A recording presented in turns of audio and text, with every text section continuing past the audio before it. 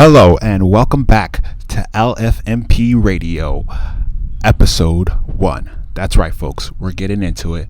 I'm Nigel Thomas, and this is Life from My Perspective. Today, I think I want to talk a little bit about music. That's something that's been on my mind recently. I should have recorded this when I first started thinking about it, but unfortunately that just didn't happen. I couldn't find the time or space or mindset to do it. I like to have some peace. I like to go someplace and be alone, and that's not always something I could do at my house. Of course, I could be in my room alone, but I know people are next door or across the hall, and I just want some peace to myself, to vent my thoughts, and just I don't want anybody listening in like, yo, who's Nigel talking to? I wonder, is he talking to himself again? What's going on?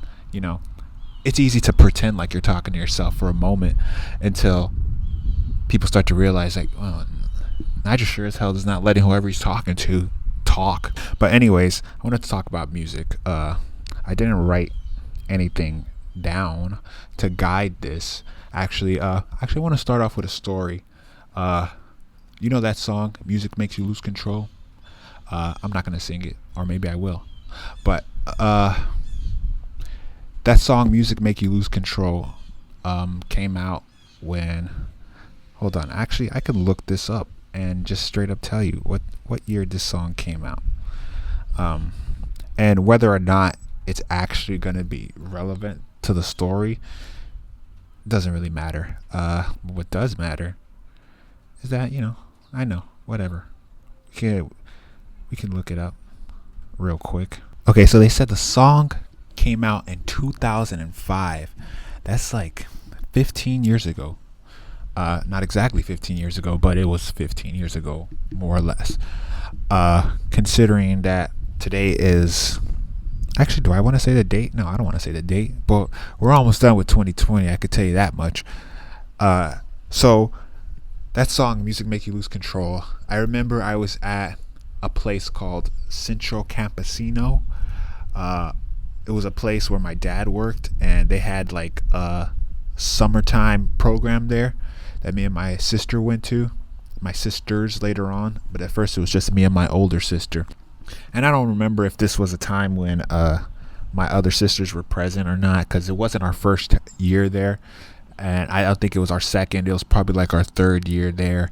And that song, Music Makes You Lose Control, existed. I could tell you that much. I don't know if this was the year that it came out or a year after it came out. I don't know when it was, but this is important because it's part of the story. I remember me being there, and around this time I was either in 5th grade going to 6th grade or 6th grade going to 7th grade.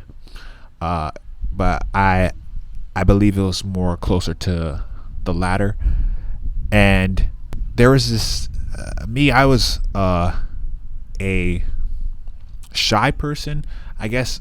Not really shy. I don't want to say shy, but I was super to myself. I guess I was there. I had a hint of shyness about me, and I was perfectly comfortable existing behind my bigger sister, who's not that much older than me. She's like a year and a half older than me.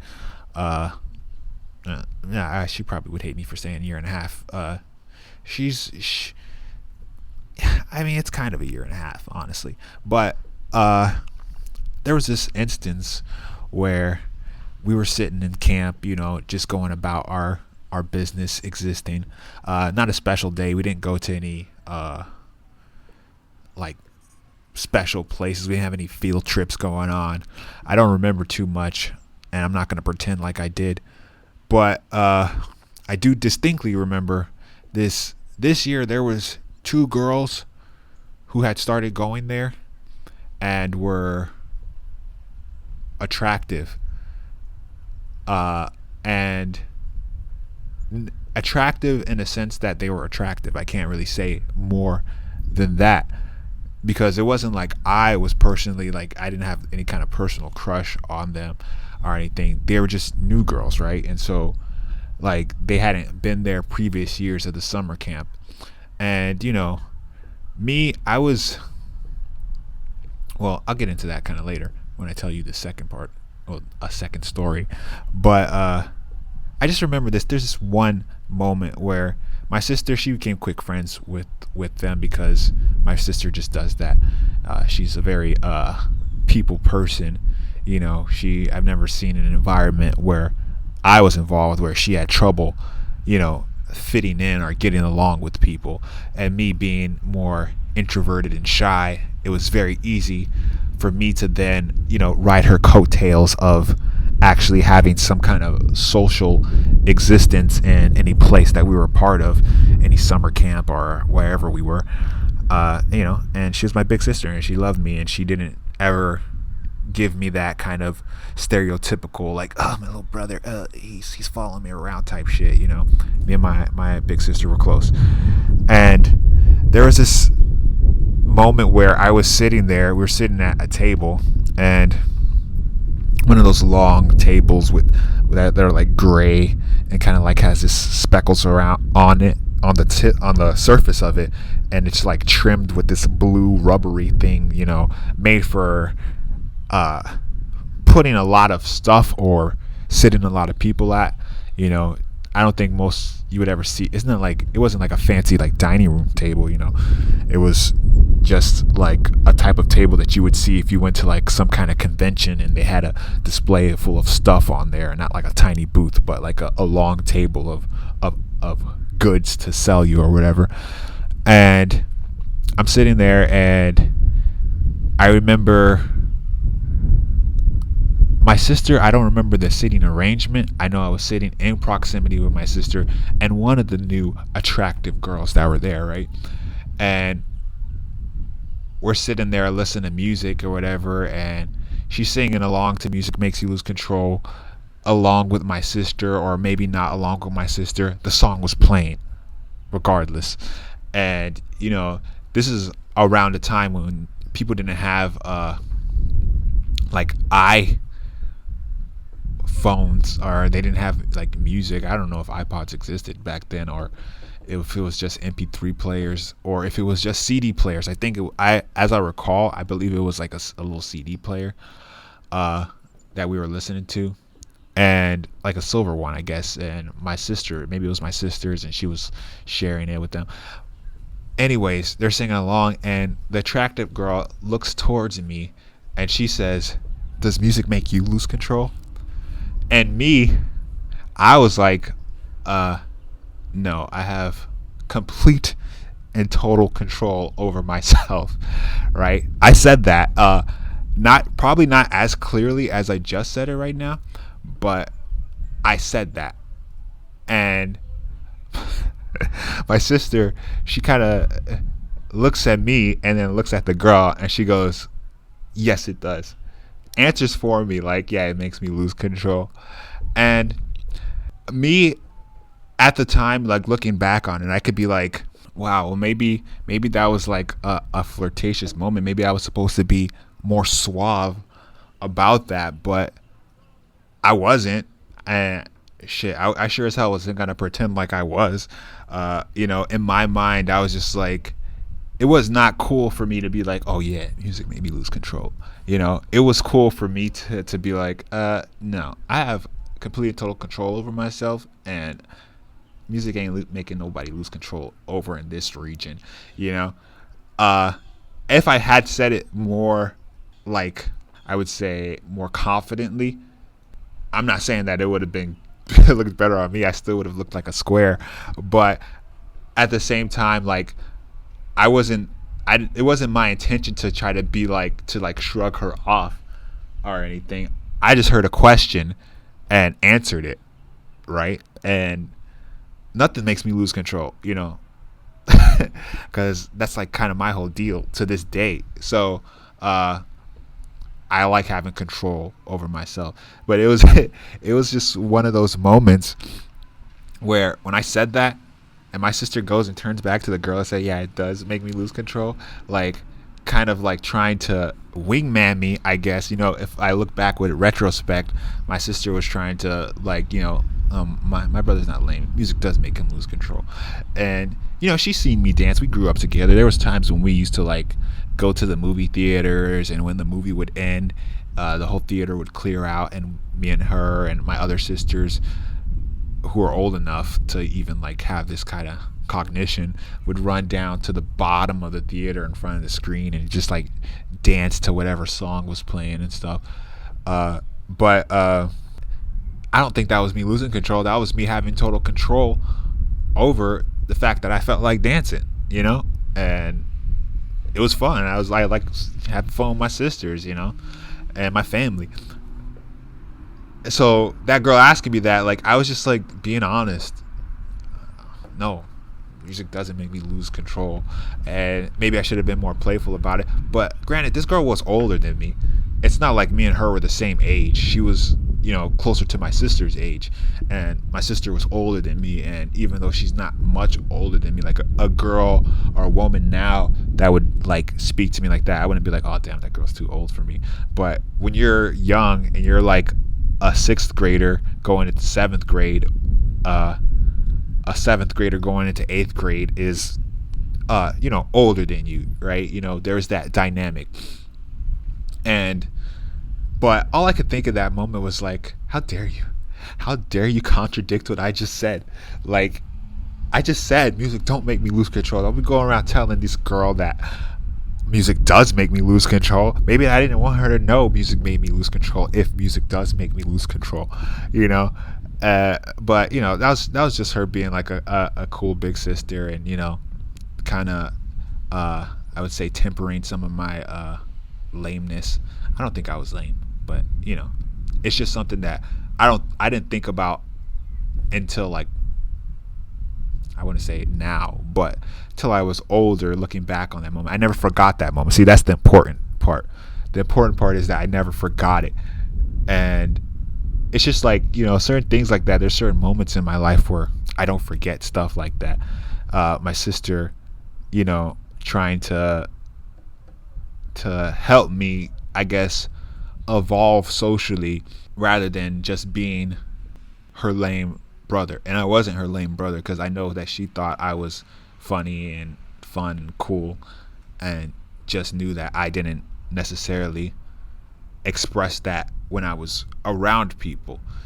She knew who I was when we were in the safety of our home, and she knew who I was because our father worked there. I don't know if I mentioned that already, but our father worked there, not as a part. Yeah, I think I did mention that, but not a part. He wasn't like a counselor or anything for the summer camp aspect. He was just, it was like an offshoot of like a building that he worked at. It was kind of like a program that they had, and since he did work there, he was able to allow us to get in there. I don't know if it was like for free or whatever it was about, but we went there, and like we were there early. We were there when he had to be there, right? And it was me, like the first time we started going there, it was me, my sister, and these two other kids whose fathers also worked there, right? And we would meet up like way early in the morning before that stuff even started, before the camp and stuff even started, and we would go into like one of the office rooms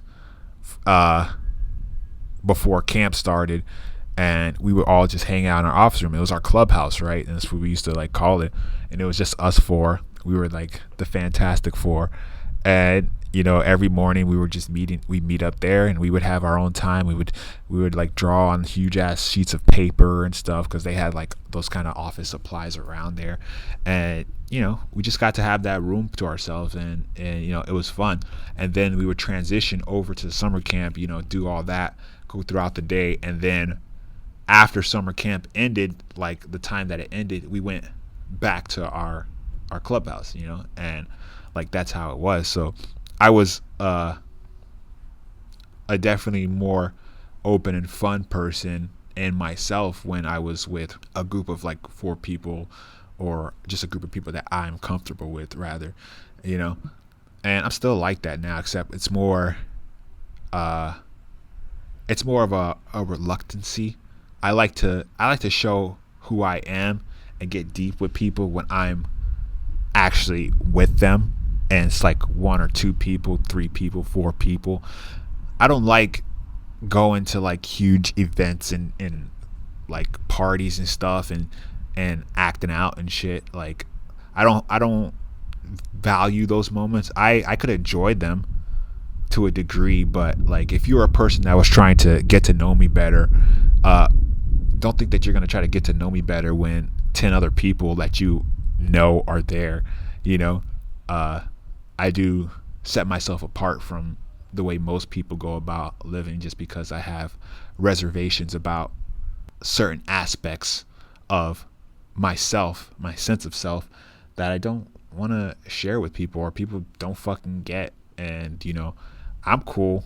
Like me personally, I don't drink and I don't smoke, and now I don't even fucking eat meat and cheese and shit. You know, I've been that way for the past 3 years. But like, as far as the not eating milk and cheese and meat and shit, but that the not smoking and not drinking thing is something that, you know, I decided for myself, because once again, I don't lose control, right? So I don't like that. I don't like the aspect of that, and I don't ever want that, because I feel like I've built myself up to be who I want to be and get my mental state to where I want it to be, and have worked hard and went through a lot of struggle and suffering to try to get myself to a place where I love myself and don't want anything to ever come through to try to question that. If I have negative thoughts, if I have negative aspects of my personality, I don't ever want there to be a position or a situation where I'm not in control or letting those things run loose without my permission. If I fuck up and I make a mistake and say or do something to somebody that goes against my character, I want my mind to be uninebriated, so I can look back on that moment and say, damn, I fucked up. That's not who I want to be. I can look back and assess myself and assess where I made a mistake, how I messed up, and then change it, you know, try to avoid it in the future. And I don't want to give myself any kind of excuse like, oh dude, I was high, or I was drunk, and you know, or whatever, and that's what made me make a mistake, you know, or say or do something that goes against my character. You know, I don't like it. It makes me uncomfortable, the idea of that happening. So yeah. And there was another situation, going back to the whole music thing. This is not about music. None of this has been about music except for that one first story. But during this time, since we're just there at Central, I'll talk about this other time where this, I believe it was the same year, right? So me being who I was, as far as, you know, my position, as far as me being a more reserved and shy kid, and kind of riding along my sister's coattails, there were other kids there who were closer to my age group, who were fucking like degenerate, like cool kids, right? These kids were, I don't know if they were ghetto or hood or whatever you want to call it, or at least they thought they were. I wasn't really aware of the type of neighborhood that we lived in, or the type of people that went to this place. But there was these group of kids who were the bad kids, the cool bad kids, right? And my sister me and my sister had been going there for longer than these kids have even been there, and they show up, right? And some of them had been there since last year, and some of them had disappeared and gone, right? And I feel like a lot of them had disappeared and gone, but there was another kid there named Beaner, right? And you're like, fucking Beaner, like, yeah, that's what people called him. I mean, I don't know what to tell you, but you know, it was I would say 90% of the people or the kids that were there and the counselors there were Mexican. and that was the kid's nickname. He looked like a little white kid. Like, he had like a buzz cut. He had like kind of like blonde hair, but he was Mexican too, and his nickname was Beaner. Everybody there had a nickname. Well, everybody that was, you know, the older kids. I mean, actually, most kids had a nickname there, right? And my sister and me, well, my sister was cool with the older kids, the older cool kids, and so they were in part cool with me. And so just by, I would say, sake of being there longer, being the veterans, being the seniors of necessarily that camp, people who have been there longer, who already know each other, like I was already kind of like in that circle somewhat, you know. Though those weren't the people that I spent time with, you know. They knew I was Mariah's little brother, and they knew me. And so my nickname there was Thornberry, because of Nigel Thornberry. And, you know, anybody who thinks that they're clever by putting that together, you're not. I mean, literally everybody thinks that. But, you know, it's fine. It's cool. Anytime anybody like references it, just makes me think back to then, because that was literally my nickname. Everybody called me Thornberry, you know. And my sister's name was Twinkie for some reason. I don't remember why. My friend there, they called him Castro because he was a nerdy kid, super nerdy kid. He knew a lot of like nerdy shit, but you know, they called him Castro because his name was Fidel. That's besides the point. Let's get back to Beaner, right? Beaner was one of those cool kids who was a bad kid, and I don't know if he was bad. I don't think he was a bad person or anything like that, but he was an asshole for sure. As far as, you know, he threw his like weight around. He was a inflammatory type person, you know, just those kids who are, I don't know, insecure, or, you know, just gotta like walk around and just be assholes to because I don't know, that's how the hood that they grew up in is like, you know, that bantery, like loud, obnoxious, not doing what the counselor said and doing whatever the fuck they want type shit. They were jerks, but Beaner was one of those fools, and me and him didn't like each other, right? I had an instance, that was the first place I ever got in my first fight, and there was this kid who was a little bit younger than me, who like hit my sister, and, you know, I don't want to get into it, but like I ended up fighting that kid, and then like these kids wanted to quote unquote jump me or whatever. Didn't matter. I was fucking taller than them anyways, you know. It wasn't like, it was like one of those things that I heard like that they were talking shit. They would like mess with me, like throw stuff at me, you know, talk shit to me and stuff. But, you know, it was never anything like that got physical, and like they wanted to fight me because I fought one of their homies or whatever. Anyways, all those fools weren't there the next year. Beaner was still there though, and I don't know if Beaner necessarily wanted to fight me or anything, but he was cool with those kids, and I don't know if that was actually genuinely his character, or if just because he kind of fit into that environment, he was there. You know, he was more quiet type. Anyways, one of these new girls, these new attractive girls, Beaner ended up developing a crush on one of them, right? And so since his homies were no longer there, and me and my sister were kind of the only people that were still there that he kind of knew in some sort of way, it turned into like this kind of development where we were talking to Beaner, me, my sister, this other girl who asked me if music makes me lose control and shit, and he was like trying to figure out how, like, since she was, I guess this is the real reason why he was trying to get closer to us, because we were cool with that new girl. The two new attractive girls, we were cool with them, and it was mostly my sister that was cool with them, but I was, you know, with my sister. So like, and like, so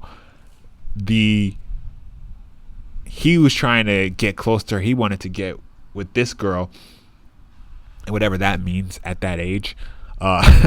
And he was trying to figure out ways to kind of like get her to acknowledge him and stuff, right? And so I just remember in one instance where we were kind of going over like a battle strategy, right? We had all developed into his like wingman per se, a battle strategy of how to like get him to talk to her, or I mean he's talked to her before already, but like try to get to move that process along. We're sitting there and we're communicating. I'm talking to him and stuff. And like, yeah, he's talking to the guy who one of the attractive girls asked if music makes him lose control. He said no. And but I was wise. I have my wisdom from being observant and knowing how people react and interact with people. I have always had enough like knowledge to pass wisdom on to people, despite the fact that I didn't like necessarily navigate through huge social like environments well. I wasn't bad at it. I just didn't partake in it, and I've had my own like social experiences that, made it valid. It was easy to talk to somebody once I knew that they were fucking cool and weren't going to be trying to pick on me or mess with me and shit like that. And so, Beaner was no longer adversary in that regard. So it was fine talking to him. I had no problem talking to him. And while we're sitting there talking and chatting and shit, my sister goes and says this: I thought you guys didn't like each other. As me and Beaner are having a conversation, and then me and Beaner go quiet, and honestly, I have absolutely zero memory of what happened after that. But that was just another moment that I remember for the sole purpose of being like, yo, what the fuck? How you gonna like fucking like say that? How you gonna like blow up my whole like new bonding with somebody who used to be like on like the enemy side of my friend scale, and now is getting closer to me and him becoming friends, and fucking like just kind of like contradict what's happening as far as my personal life goes. She contradicted me saying I don't lose control. Now she's contradicting me, developing a friendship with an adversary. And it's just like one of those. And look, she didn't do it on purpose. It was just a thing that she noticed and said, right? But it made the situation awkward, because then it was like, yeah, we don't like each other. And it wasn't like we were at a stage where we could be like, nah, we cool now, type shit.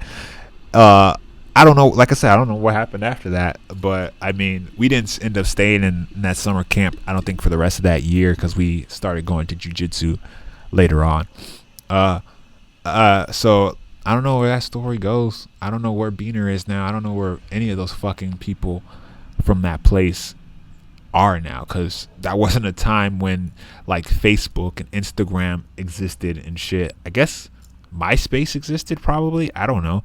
I don't think so, actually. It doesn't matter, because like I didn't have a phone, and you couldn't even go on internet like that on your phones back then anyways, and I didn't have a computer that was connected to the internet, so it didn't matter. I guess my older sister had a MySpace, but yeah, I don't know where any of those people are at. It's kind of crazy.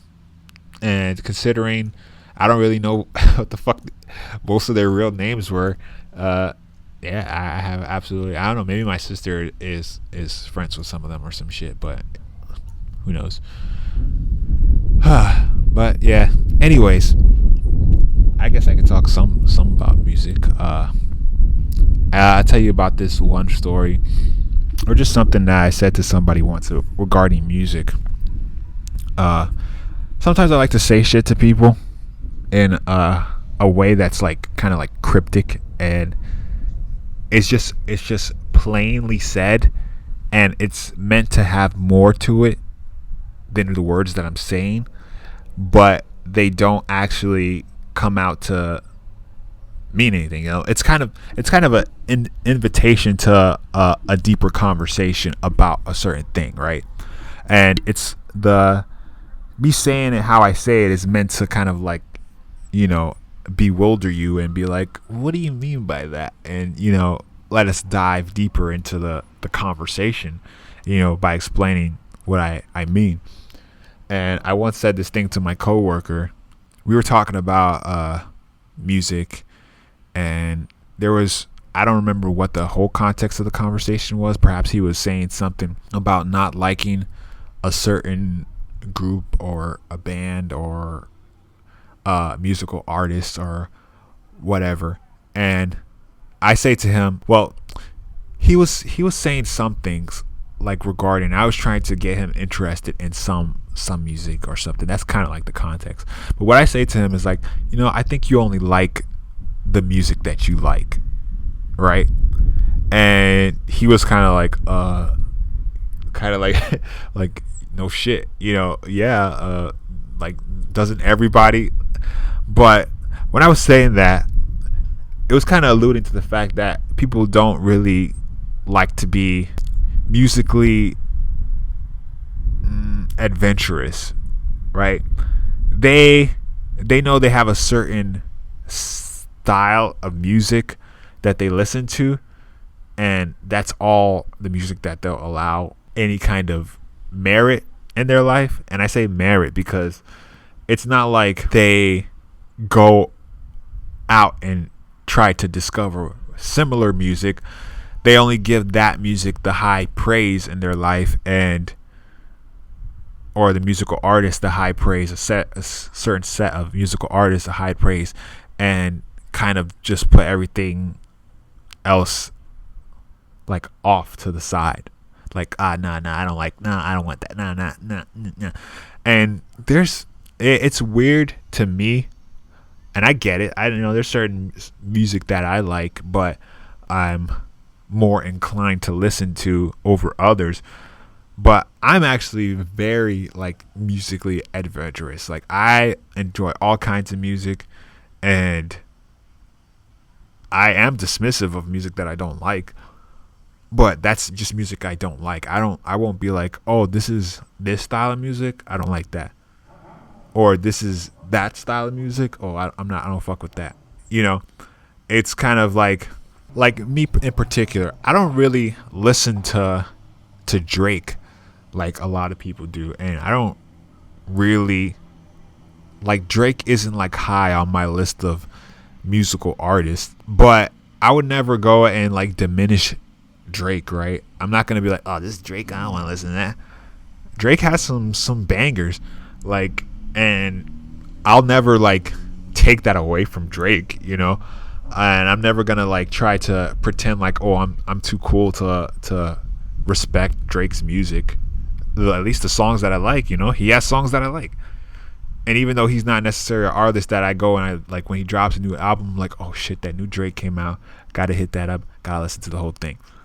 I don't think I've ever listened to a Drake album, but there are certain songs that I know that Drake features in and has for himself or his own music, and I like those songs. I'm never gonna pretend like I don't like those songs. In fact, one of the things that constantly goes in my mind is, and I told my sister about this a few months ago. I don't know. 2020 is weird. I don't know what the hell, when the hell anything happens anymore.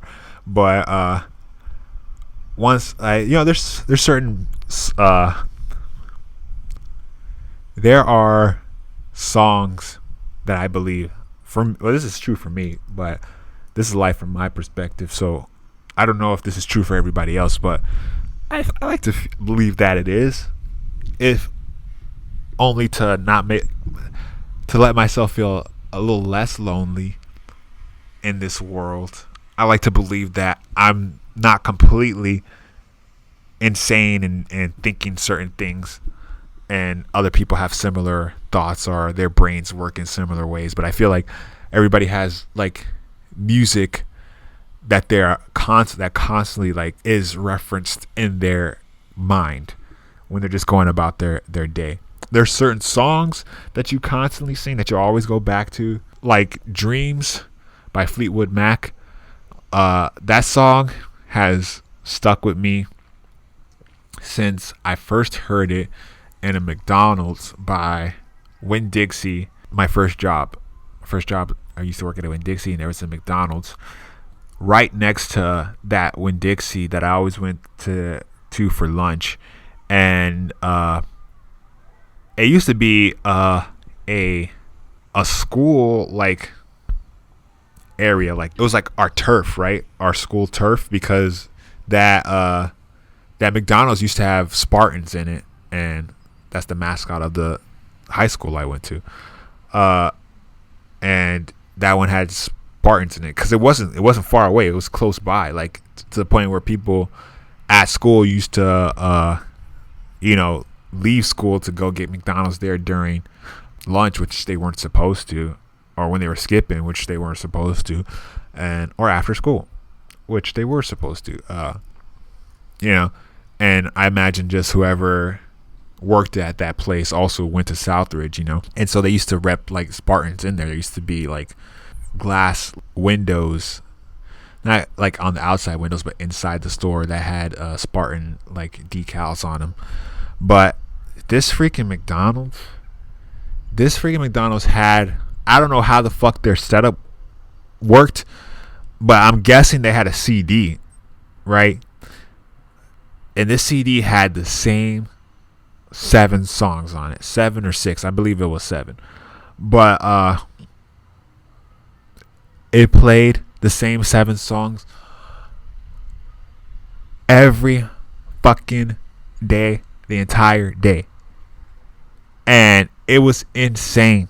Because like I couldn't even imagine working there, because I went there only for my break when I was working at the Winn-Dixie that was like in the same parking lot as this place. And I had memorized every single song in the order that it came in. But now check me out. Not only that, there were songs on that fucking CD that was scratched, right? Like 2 or 3 of the songs were scratched. And there might have even been 8 songs on there, but that one was so scratched that the CD kind of jumped it completely. And they played, I got to the point where I knew the entire songs with their scratches involved, right? Like how like something would like jump, or like how much of a song would play before it skipped, and like the parts that would end up getting repeated for the songs that were scratched. And it was crazy. I knew it, like all of it in order in my mind, because it was so like easy to like memorize. I mean, it wasn't easy to memorize, but I went there enough and it played all the time that it was just like when you're playing a video game, the video game menu music, because that's one of the things that you always hear when you start up the game. And so I knew all of that, like all the songs. I can't remember them all now. I know Locked Out of Heaven, is that what it's called, by Bruno Mars was on there. It Ain't Over Till It's Over, but I don't know who sings that song, but I know I'm assuming that's the name of the song. There were other songs, can't really remember. This was back in like 2012 when I was working there, so I don't remember that shit now. Like I haven't been there in many years, so I don't remember the cycle and all the songs that were on there. But I do know Dreams was on there, and Dreams wasn't scratched at all. And God, that song is just good. Such a good song, and I never get tired of hearing it, and it seems like every job I've ever worked at has that playing on the intercom at some point, or over the loudspeaker. I don't know what you call it, intercom, loudspeaker. I guess intercom is like the thing when you're deliberately talking into it, and I guess the loudspeaker would just be a loudspeaker that hangs in the heavens of the store or whatever. But Dreams by Fleetwood Mac, that song is freaking great, and that's one of the songs that always plays in my my mind at some point. It's one of them, but I have a Drake song that I always reference whenever I walk into any place or when I'm doing something and I'm like, I end up having a brain fart and I'm like kind of confused, or if I'm doing something that feels like stupid, I'm like, what am I doing? I say that to myself, and I go and I pause for a second, and I'm like, oh yeah, that's right, I'm doing me, and that always, like, it's always in my mind all the time. Anytime I have to ask myself, what am I doing? I always like go to that, and that's in there. That's like a profound part of my psyche and like my being. And it's not something I do out loud, but it's something I do in my head, every time, all the time.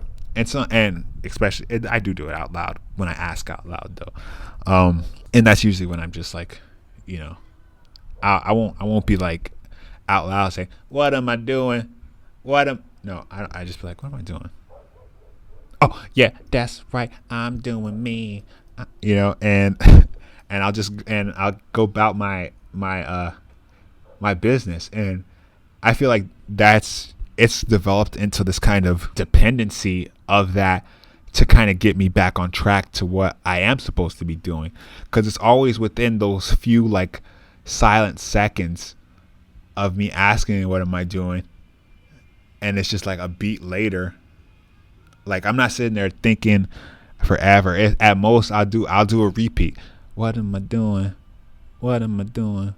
Oh yeah, that's right. And by the time I hit that, oh yeah, that's right part, I'm always back on track to what I need to be doing, right? And it's like something else I do when I'm about to do something and I'm feeling like I'm not going about it, like I'm delaying.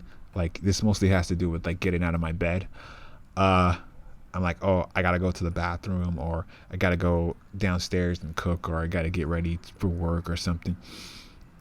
I'll give myself a countdown and start just counting down, like 10, 9, 8, 7, 6, 5, 4, 3, 2, 1, and then I snap up and like just go and attack whatever it is I'm supposed to be doing, right?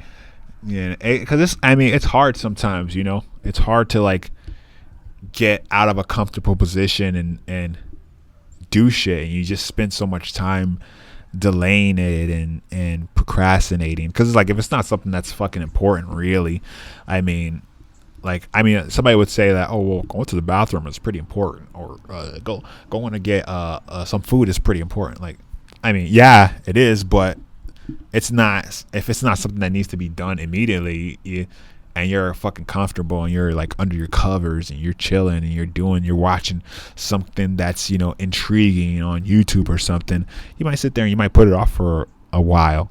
You sit there and you're just like standing around waiting for, I guess I gotta go eat pretty soon. And you're like looking at your watch, and like, the minutes are ticking away and you're not doing anything about it. But eventually at some point you have to do it. So, sometimes I just gotta, stop and give myself that countdown so I can make that move and get up and go, handle what I need to handle. But, like, I have little things like that, and I feel like other people have those things, and so with that conversation with my coworker that I had, just like kind of goading him and saying that, taking this kind of position where I was like, I think you only like the music that you like, like, and rather than him actually exploring that, I knew what I meant when I said it. And as you can see, like, I know what I mean now. Like, this was years ago that I told this kid that. And because like, I always have things that I say to people that are things that are meant to be explored. You're supposed to try to dig deeper and figure out what the fuck I'm talking about. And if you don't, then it's your loss. Because we could have had a nice conversation about it, but if your response is like, what a weird thing to say, then we probably wouldn't have had a nice conversation anyways.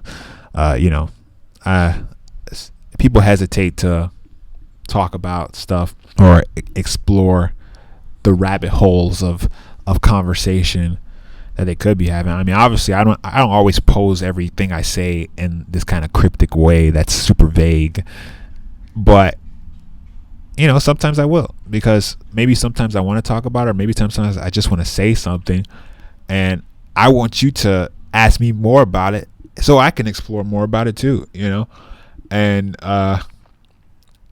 that instance where it's like, tell somebody that, you're a type of person who only wants to listen to the music that you deem worthy of having some kind of merit and dismissing all other music. It's kind of weird.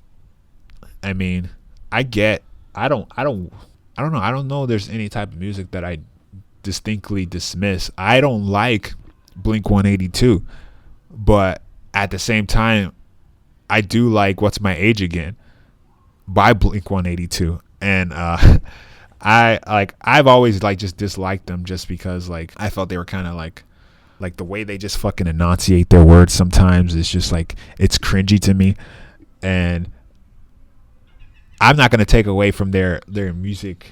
I mean, if you like Blink 182, you like Blink 182. I don't care, but I'm always when I hear what's it called? All the Small Things. I don't know if that's what the name of the song is called, but I don't like that song. It feels to me, it feels like that. I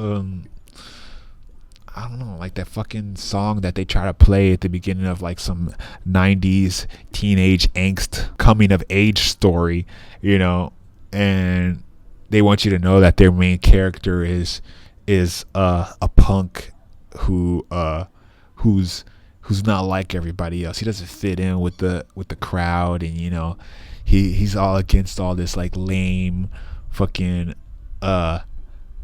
school spirit stuff. He just wants to listen to his cool music, and he ends up having some crush on some girl that's out of his league, but doesn't actually fit in with the same shit that he fits in, or at least he expects that, but maybe she does actually have similar interests that he has, but he still doesn't feel like he could be with her because she's more outgoing than him, and there's a whole thing, and he has some nerdy ass friend who is super nerdy to the 10th degree, not dork, a nerd I get straight A's, but a nerd is he loves video games and loves Star Wars or some shit, and he's not afraid, and he's also super outgoing and snappy, and he gets bullied more outwardly than the punk kid for some reason, even though he has a way more charisma than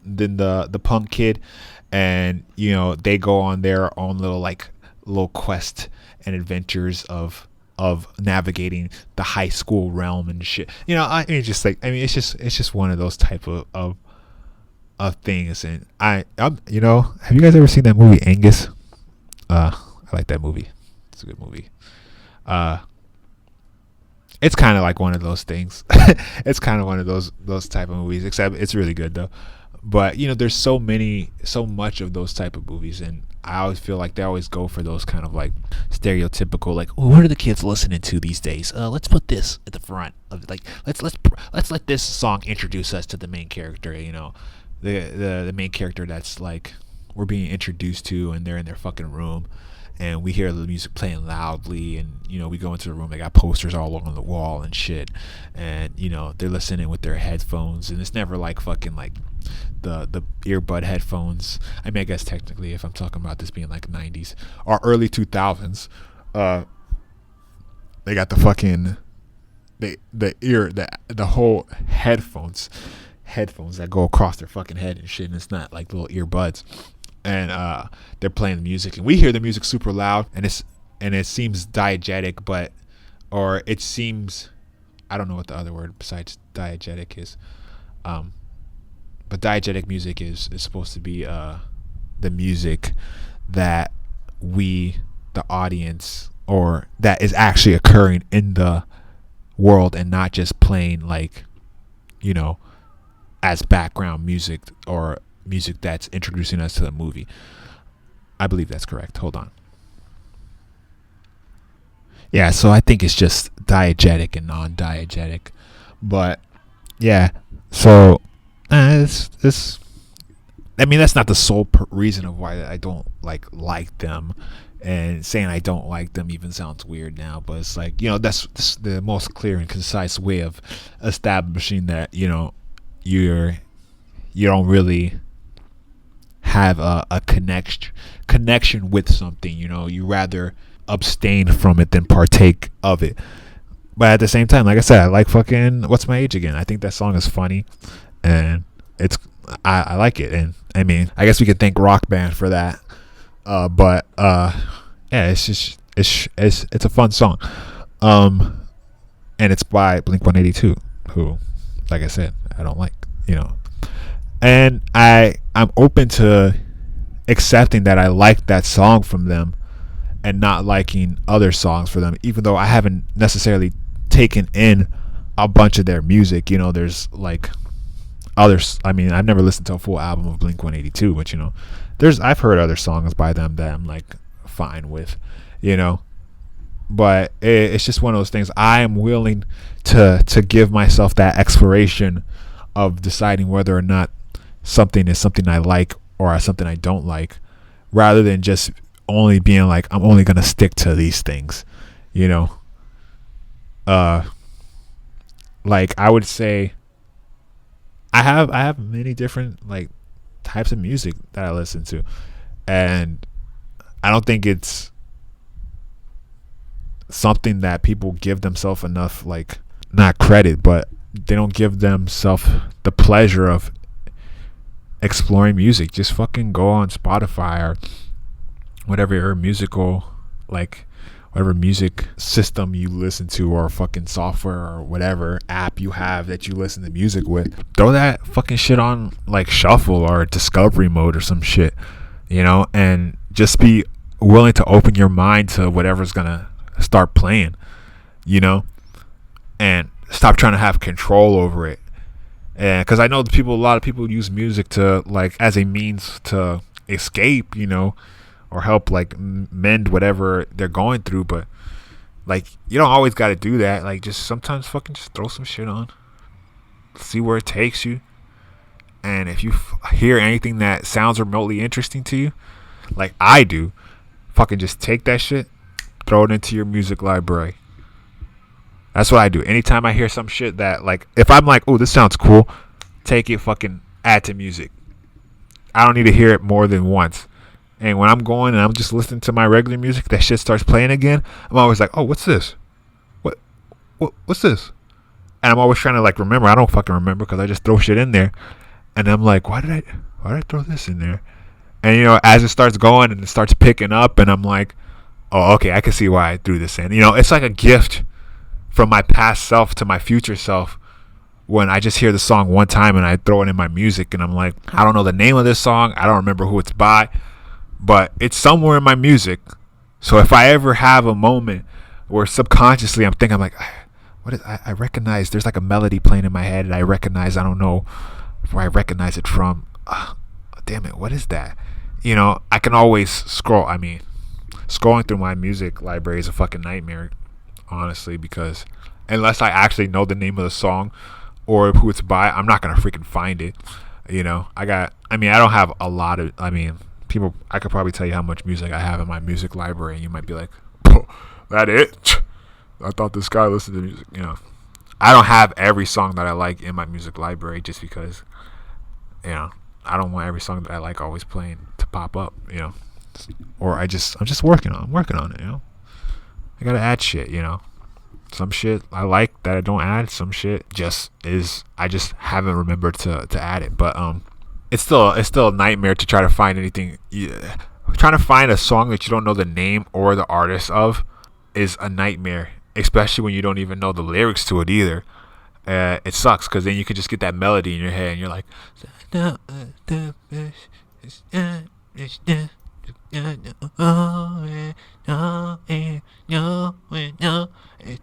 you're like, and you got that part of it, but you're like, I don't know what the fuck they even say.